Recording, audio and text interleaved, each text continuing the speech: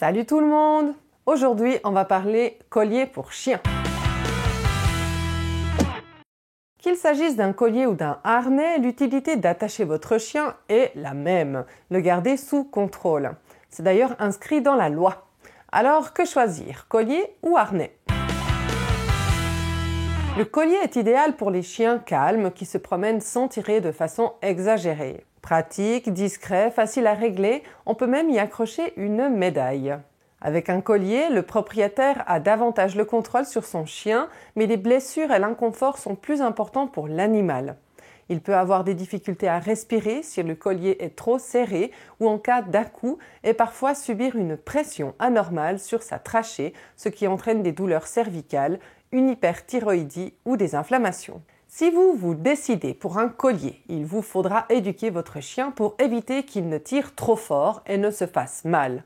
Optez pour un modèle en nylon ou en cuir afin d'éviter les problèmes cutanés et surtout, jamais de collier à pointe ou de type étrangleur. Ils sont tout simplement interdits car considérés comme maltraitant l'animal.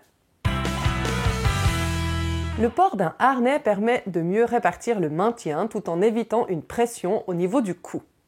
Un peu plus embêtant à mettre, il présente bien d'autres avantages, comme par exemple un plus grand confort pour le chien ou une plus grande facilité à le diriger et l'orienter.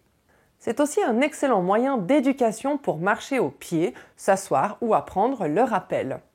Toutefois, avec un harnais, le chien a plus d'assurance et peut être un peu plus difficile à maîtriser s'il n'obéit pas ou si vous n'avez pas assez de force. Une alternative consiste à acheter un modèle qui propose un système d'attache situé sur le poitrail en complément à la fixation de la laisse sur le dos. Il est ainsi constamment freiné dans son élan sans risquer de se blesser. On parle alors de harnais anti-traction. Que ce soit pour un chiot ou pour un adulte, prenez un modèle adapté à sa taille, bien ajusté au corps et si vous optez pour un harnais, sans pression sur le sternum. C'est bête comme tout, non?